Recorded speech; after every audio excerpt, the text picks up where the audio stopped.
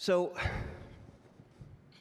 when we think about incidents in software, we tend to think about looking at them closely as a way to understand and sort of prevent them from happening. We want less incidents, and that's what we're generally thinking about when we think about them, especially with postmortems.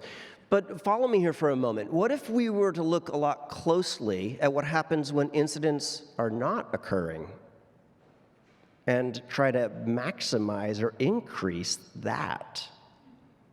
So this is a key concept from this field called resilience engineering. My entire goal of this talk is to get at least a couple of you to come want to talk to me later about it. That's it.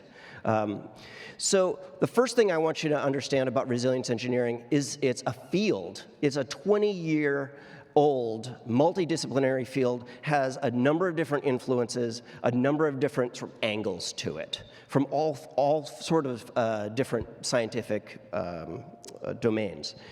The second is that it's a community. A number of the domains that you see here all have sort of paths into resilience engineering, and they all have high consequence, high tempo work environments. Now, you'll note that I've got this sort of new indicator on software engineering because it's important, I think, for us all to understand that software world is brand new to resilience engineering, only in the last couple of years.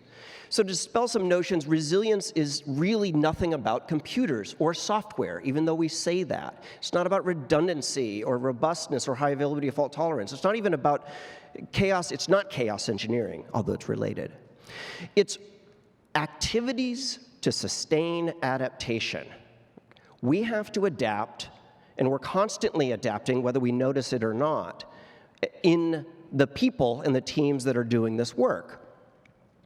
Resilience plays out in the events that are unforeseen, unanticipated, fundamentally surprising, and this is something I want to really sort of drive home for you. What does it mean to be fundamentally surprising?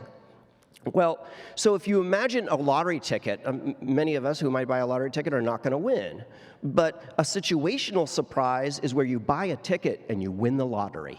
It's within the realm that you can imagine. A fundamental surprise is when you win the lottery and you don't buy a ticket, okay? It is not even within the realm of potential in your mind. Forget about looking for signs that it could happen. Okay? And this is really important. Our ability to handle fundamental surprises, they happen all the time. They're just not very dramatic. You all have experience with this. Resilience are proactive activities aimed at preparing to be unprepared in that way. Resilience, this is the good news, is already happening, and it's present in your organization. The difficulty is that it's hard to see. It's hard to characterize, it's hard to identify. But an example in the wild, if I can, we continually invest in an ability to deploy. Not to deploy, but the ability to deploy if we need to, because it's needed for handling fundamental surprises. We have automated tests and peer code review, feature flags. All of these things that you see cannot be justified economically beforehand.